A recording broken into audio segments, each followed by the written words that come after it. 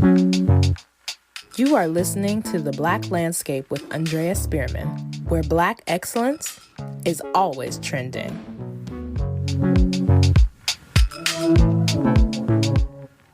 Welcome, welcome. We are back with season 2 of The Black Landscape with your girl, Andrea Spearman. Today, I'm here with Tayleur Crenshaw, writer, curator, co-founder of Gold Beams, and a Howard grad. Tayleur, we welcome you. Whoop, whoop, HU, you know, in the house. We're so glad to have you. Thank you. I was just making a joke. It's the best part of waking up. I got my coffee. We're having conversations. I love to talk. So I'm really excited to be here. We're excited to have you. So let's jump right in and just tell our audience a little bit about your background. You're originally a New Yorker, right? I am from New York. I am from the suburbs of New York, Westchester County. My town is Greenburgh. And I grew up in a Black suburbs that was just so diverse in its Blackness, whether you was West Indian or Afro-Latino or identify with just being African American. I spent a lot of time in the burbs and a lot of time in the city in Brooklyn, just having fun, being in interesting spaces. I always wanted to create the billboards when we were driving. This kind of dates me. That's what I wanted to do for work. So when I went to Howard, I chose marketing to be my major. And I was like, I'm going to make commercials. I'm going to make billboards. It's lit. I'm going to be that creative. Yes. Yeah. And that, I'm sure we'll get into more of it. But that kind of led into everything that I'm doing now. So Tayleur, I read that you said one day I woke up and wanted to move to California. Ma'am, why? What drew you? What drew you to the Bay Area? It was really, to be honest, intuition plays a huge role. And I never understand what my intuition is doing, saying why it's doing whatever until years later.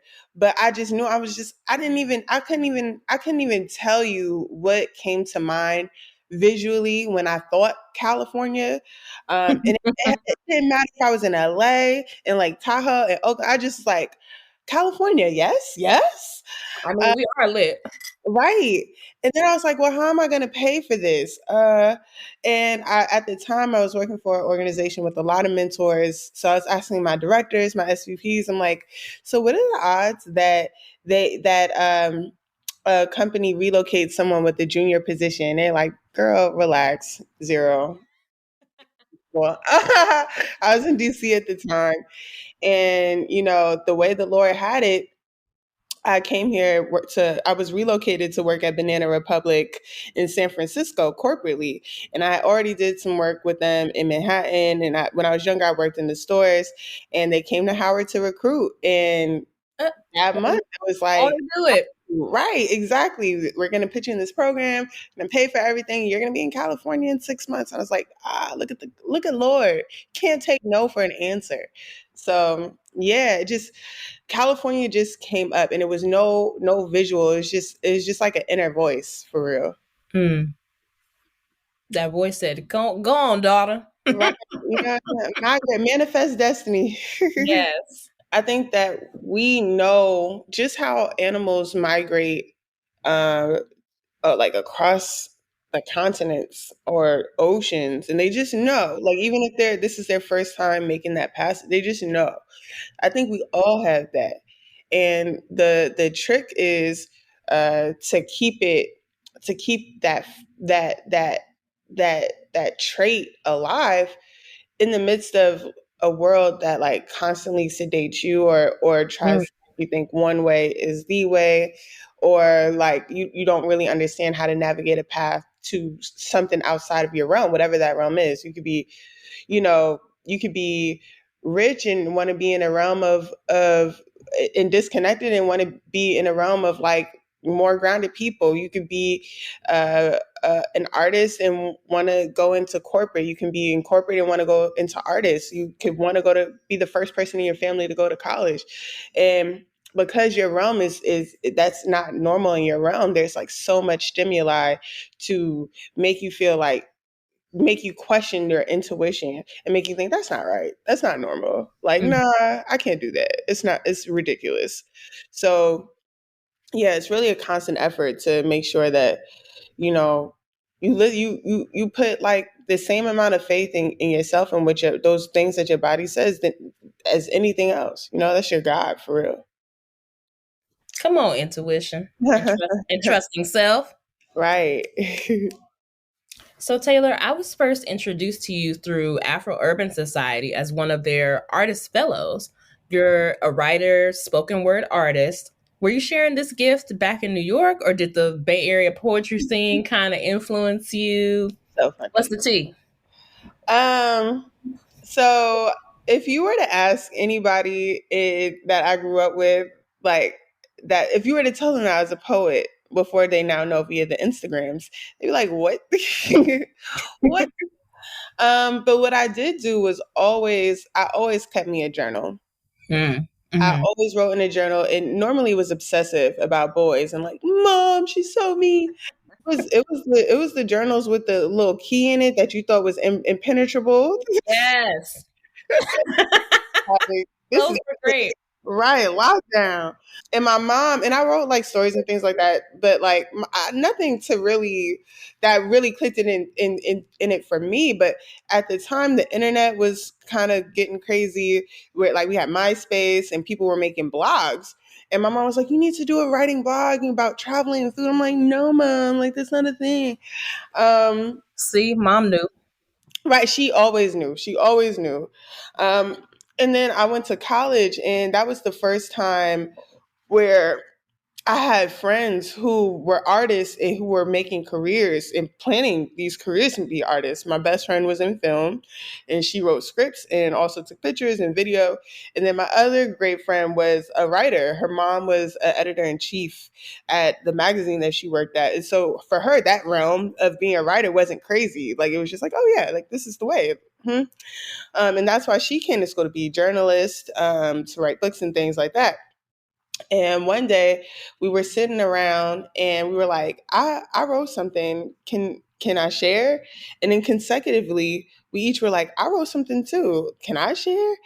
And we just started having open mics at the crib in DC at Howard. So that came up that way. And then the first time that I ever performed, we were going to this very historic poetry spot called the New Eurekan in New York, and we were just going to see like poetry. And my best friend in New York, he wrote my name down, and I was like, "What? You have all these people spitting that hot fire?" And I'm like, I don't. I'm like, what? And I went on that stage, and so that was the first spot that I ever performed poetry by accident. It was from my journal, and yeah, that I would say that's when I started really kind of being like, okay, all right, theme. I love that. Come on, bestie. See, Right, thrust you into greatness. right. Your friends really, really having great friends is so important for all the reasons. So then, how did you make the transition from that open mic to now being in the Bay Area poetry scene? And then how did you hear about ways to like reach people in that way? Yeah. So I the open mic in DC, it was I was most excited about it because it was potluck and I was a student. Gotta eat. Okay. I'm like, all right, we're gonna hang out, we're gonna dance at the end. Um, but I never looked at it like way too seriously. It was one of the things where like you realize you're like, how did I get here in the present? And then you look back and you're like, oh yeah, okay, that makes sense. It wasn't random. When I moved to California, when I started working in San Francisco um, at the company that I worked at, it was just white. It was white. It was microaggressive. Mm. I felt disrespected every day. Um, People were asking like, "Are you on low income housing?" I'm like, "Yo, that's my office right there. Like, why would you even like, huh? Like, just things Are like that." you all in my grill? Right? It's just weird. It's like you know nothing about me, but you don't even know what my title is, and I have this office right here with all these windows. Like, why is that what you see when you see me? So it was things like that, and I was just like, but when I would vocalize it, and I'm also seeing like in my reality and also on TV that black men at the time like weren't. I would always see black men in relationships and black women, especially dark skinned black women, single, and I was just like, wait a minute, like, do y'all see this? Is it just me? And so I wrote a piece called "Am I Crazy?" Because when I would say these things, I'd be like, yo, like, I feel like people aren't seeing me for as a smart woman, as a beautiful woman, as somebody who has work experience, as somebody who went to a great school, as somebody who grew up in a really great town. You're looking at me as like low income and loud and all of these things, and like I'm crazy to even think that this is a thing. And so I wrote a piece called "Am I Crazy?" And I was like, I need to find an open mic to get this shit out. Like it wasn't even, I had never thought about performing. Even me writing it, it was just more like, I don't even know. It was that intuition again that I was just like in my room, just like writing it out. Found an open mic called Speak on It in downtown Oakland at what used to be Leech, Yep. and performed, and I just got it out. And my poetry is like battle rap, so it's very aggressive. My accent comes out very strongly. And it's a brah. Um, and I kind of black out, and then I come to light at the end, and people clapped. I was like, "Oh shit, okay. I'm glad you liked it. I'm glad it was good for you. It was good for me." At least you're coming back to applause. And that's kind of how it went. So I went there every Wednesday, made friends, invited the friends over for like 7 friends around my dining room table to share their art. I was like, bring some food, like, let's. I have a really cute apartment. Like, let's be in it. Like, and this is 4 months. I moved here in June, and this is in October, June, July, August, September, October. About 4 months. And I was like, let's call it Second Mondays. I picked up my phone and put it down like so many times. I was nervous to invite people over because it's like, what if nobody comes? And I was like, fuck it, I'm gonna do it anyway. And after that, like 5 events later, it was 50 people in my house. That next event, it was a new set of people. I'm like, if y'all come at the same time, y'all 100 people, y'all gonna get me kicked out. Right. But I'm gonna keep doing this. We're having a blast.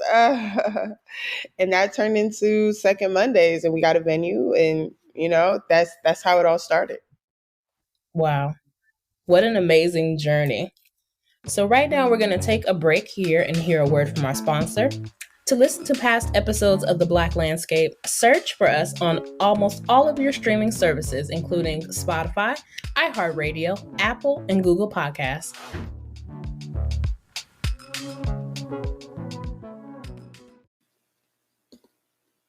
Hey fam, if you haven't heard about Anchor, it's the easiest way to make a podcast. Let me tell you about it. It's free. There's creation tools that allow you to record and edit your podcast right from your phone or computer. And Anchor will distribute your podcast for you so it can be heard across Spotify, Apple Podcasts, Google Podcasts, and many more. You can make money from your podcast with no minimum listenership. It's everything you need to make a podcast, just in one place. Now download the free Anchor app or go to anchor.fm to get started.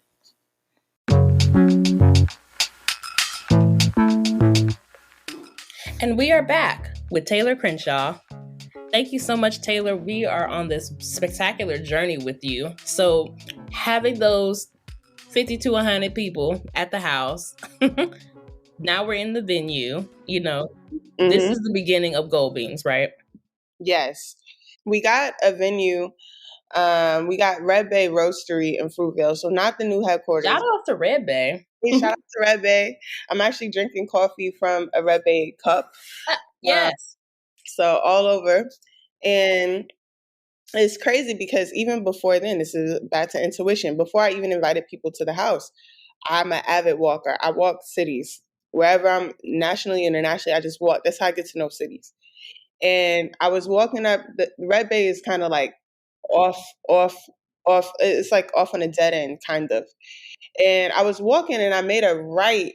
I was like in the middle of the street. I was like right by Guadalajara, if anybody knows the Fruitvale area.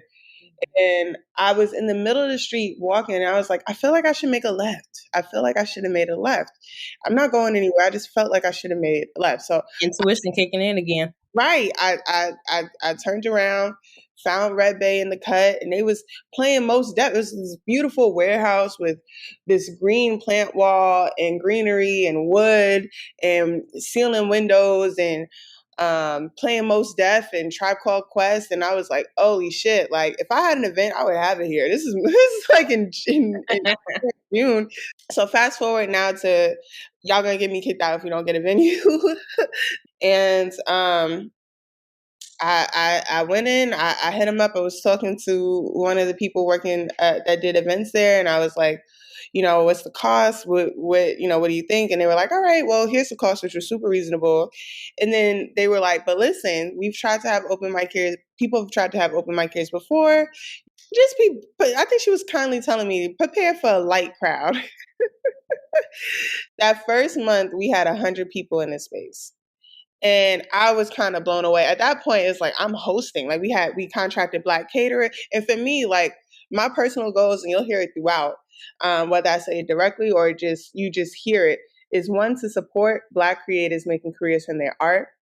Yes. I always say, if you like to draw, so did the animators of Frozen, with right, with the rise of all these streaming platforms, Netflix, Disney Plus, the demand for you as an artist, that set designer, that lighting designer, that you know, that script writer, that videographer, that just concept creator, that creative director, that producer, all of those things, it's a rise in demand for you. So, and I want people to live happy lives doing what they do best and what they have a skill for, and that's fun. Work doesn't have to be a bore for you to feel like this is a smart decision. So, everything was just Black about the event. So we had Black caterers, we had the vegan head chefs a lot. We had our videographer, our photographer, our venue, our just everything, just Black, Black, Black. And the people who would come, it's just like, it was intergenerational, grandbabies, grandmothers, a lot of people were not from the area. A lot of people were from the area, which is not always like, you don't always find that. Um, what else? We had people who wanted to be creatives and people who just wanted to enjoy the creation. And it was a network for everything. So if you were an author, you would find that publisher. If you were wanting to find events, you would find that venue. It just became that, and then just incredible art on the stage. That was just like the flourishing. It was just like, oh my, and at the time, like I that the month that I jumped out the window and got the venue, I also quit my job. So Come on, Faith. It was crazy. And listen, no money, no, I didn't know anybody well enough to sleep on nobody's couch. My family wasn't here. I just was like, I can't do this, you know, and I quit. So like, how can I wasn't expecting unemployment. I just was like, I really just can't. I'm not happy at all. Luckily I have a supportive mom who was just like, I called her at like 6 a.m. I was like, Ma, I can't go. And she was just like, okay. So luckily I was able to get unemployment at that time, which is a blessing. But I still felt like it was important to have this event. It was still called, we were still going by Second Mondays. And then a few months later, we were like, okay, let's do more. Let's do different type of art stuff. Let's throw a party. Let's have an art exhibition. And we talked to Ashley Vange from Women's Sound Off, and she was like, y'all need like a name. Y'all need a website. We was like, we can't have Second Mondays, a party on a Tuesday. That don't make sense. Got to get your branding together. Right.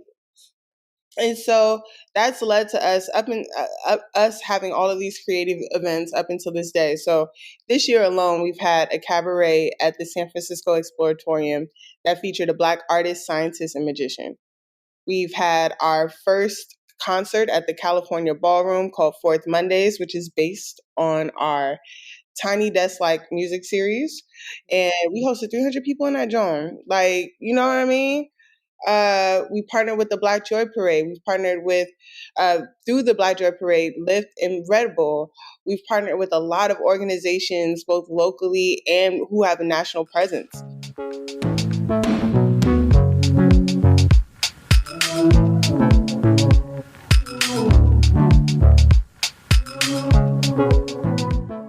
Back to that goal, and then I'll get off the podium. of supporting Black creators making careers in their art.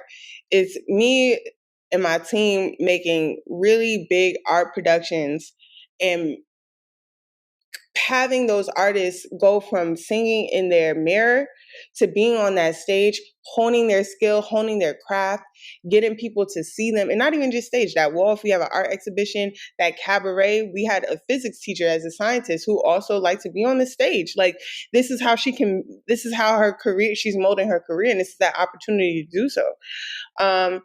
And even the art workers, the production crew, that production assistant who wants to be on the production team for Coachella. Now you can say that I was the production manager or assistant or coordinator for a concert in a ballroom with 300 people. Now you're in the running, right? Yeah. This is where you get that type of experience. So that's kind of like the trajectory of a synopsis of our evolution up until now. Yeah, I was definitely gonna tap into that cabaret with the exploratorium. Like, how did that even come to be?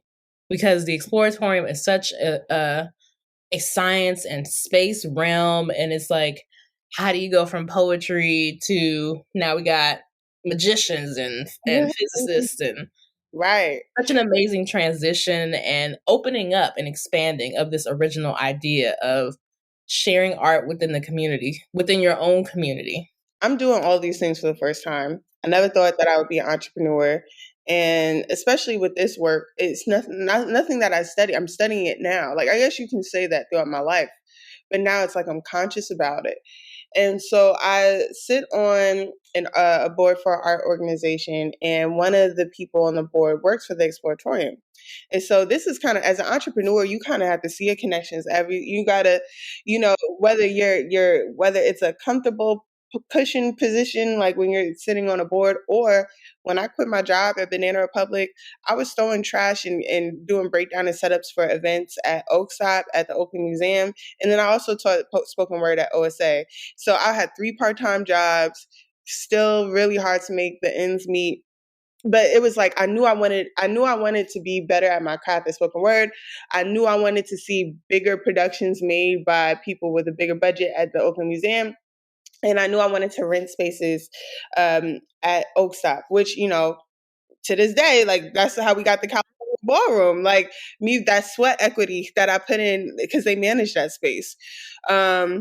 And so the same with the exploratorium. So they're like, okay, we have these after dark nights where we open. And also, I love science. I love the universe. I've always wanted to do something that was related to space, and I still do, like, really a heavy emphasis on like the universe and planets and things like that and stars.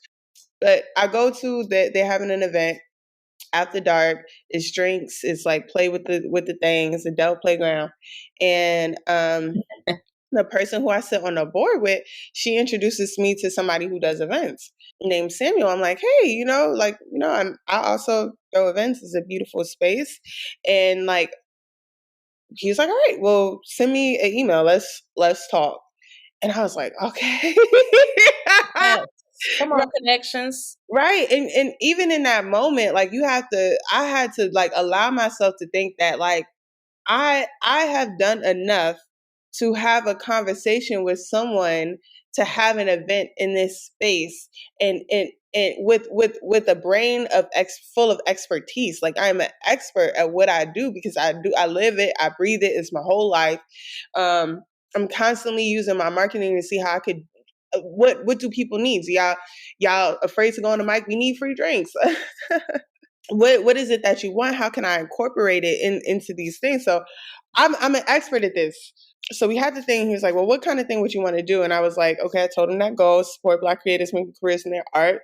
And I did some. I looked on their website, and I was like, "Okay, what's y'all's goals? What's y'all's value?" And it was science and art for the most part. And I was like, "Okay, the connection between science and art is kind of like magic, like lit. Like, what if we had the artist, scientist, and magician?" I didn't want it to be at the time. It was a lot of organizations doing things. Um, to show that they were diverse, but it felt very like just cheesy. Like, Yeah, you know what I mean? formative. Forced. You know, like, okay, like we're gonna, so I was like, this is gonna have nothing to do with the story or trauma of blackness. It's gonna just show black excellence. That's it. Yeah. That's it. That's the line. Yes. You know, and it was the Goldblum Social Club at the Exploratorium, and they fucked with the idea. Yes. We're all about black excellence here. Yeah, and background is like it's Howard in me for real, especially. And also my mother. I'm such my mother's daughter, like in so many ways. And it's like my people's just gonna win regardless. That's it. Period. Well, I would love for you to tell us just a little bit more about this music series, about this performance series. How did that come to be, and how do people take part in that? Yes. So our music series is called Fourth Mondays. You can see it. You can find it on our YouTube page under Gold Beams. You can either go on our website and click the hyperlink on the bottom of the page, or you could just search it in YouTube. And we're on season 2, or we just completed season 2. Or season 2 is coming out. It'll be out by the time you hear this. You could just go to it. So with Fourth Mondays, Gold Beams was a part of an accelerator program at Zoo Labs. And Zoo Labs at the time had a really dope location in West Oakland, not too far from the West Oakland BART. Beautiful, beautiful location. It's like a studio and also like a venue. And we had to propose a project in that accelerator program. And for us, we were like, okay, we're going to do a music performance series. And the benefit for the artist is that we are going to give them a music video with the 3 performance set.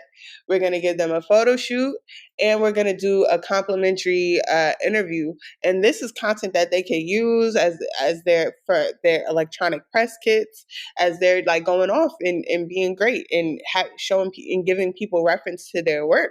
Come on, Uh, press kit. right. We're going to pay our videographer, our photographer.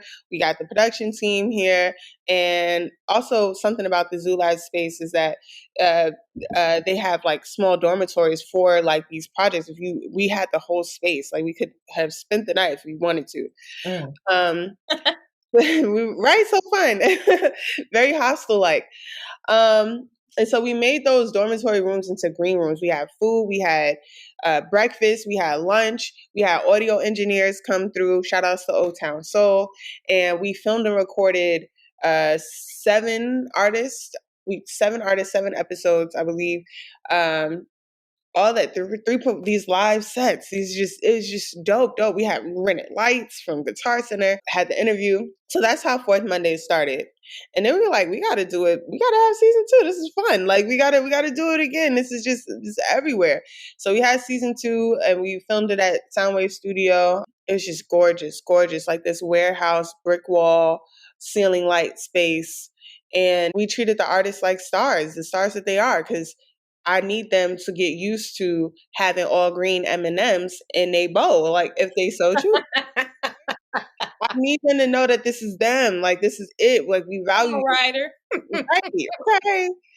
And so I have a goal to have a festival as big as Coachella, and Yes. we presented that out. We month by month we were presenting these episodes, and at the beginning of this year, I was like of 2021, I was like, we're gonna have a concert with the lineup from season 2. And I didn't know how I was going to pay for it. I also didn't know how I was going to pay for the production. It was all of these things at this point. Most of it has been out of pocket. Like for me, it's not. It's been. It's me investing the money. It's me and friends, and then having help from organizations like, oh, we're going to put this much into it, but largely from my pocket to do these things. as an investment and to show a portfolio for us to get money to do bigger things, to have them be awarded. It's like nothing to it but to do it. We're gonna do it. And then we partnered up with for the concert. I was scared. I was nervous. I was like, is anybody gonna come? We got this big room. Also, me being an art worker, like being the creative director, being the producer, being the lead, and all these different a documentary series is going to come out about this show. We had Oak Stop Alliance as a partner, the Life is Living Festival by You Speaks as a partner, audio engineers. Oakland Art Murmur was a marketing partner. DJs, the production crews, and they're all looking at me. I'm leading all these separate meetings. It's me. It's this idea. Okay, this is run a show. This is what you need to know. Okay, we're gonna have to have a meeting with everybody who does sound in venue, right? They need to talk to each other because I can't tell you what the red wire and the blue wire does. Okay, we need to get them together. And just thinking like that is there's no direction. You kind of just have to like what makes sense. And then we had that thing and we rocked that concert out. The artists killed it. They had choreography, they had smoke machines. Come on, Smoke. Yes, like it was just the production team too, because they're artists too. They were so happy that they didn't have to worry about 5 different jobs at one. They could just focus on what they did because there was a complimentary contractor that focused on that complimentary service. They didn't have to worry about all these things. They didn't have to worry about getting certain equipment because that's what the Life is Living team sponsor. We're like, we got you with the speakers, with this, with that. Like they didn't have to worry about that, paying that. Like everybody was just able to do what they do well and focus on that and then be happy. So yeah, that was our concert, their series leading up into our concert that happened October 2021. What a journey. Mm-hmm. My goodness. Mm-hmm. You know, Taylor, I've so much enjoyed this time with you, and I thank you so much for joining us. Can you tell the audience where they can find you and Gold Beams? Absolutely. You can find Gold Beams at gold, like the metal, period, beams, like sunbeams, BEAMS. You can find our website with our calendar and things at goldbeams.org. We're partnering with the Black Joy Parade again in a really dope location. Y'all are going to be so freaking proud. January 10th, 2021. So if you missed it, then you can see a recap of it. We'll be posting it, but like we don't play. We don't come to play. We actually do come to play, and that's what makes it so fun. But we don't play about that playing. Serious about playing. Right. Gold Beams. And then on the Instagram, gold.beams, you can find my Instagram, which is Beam Me Up Taylor. Well, thank you to all of you out there listening and supporting another season. This has been another episode of The Black Landscape, where Black excellence is always trending.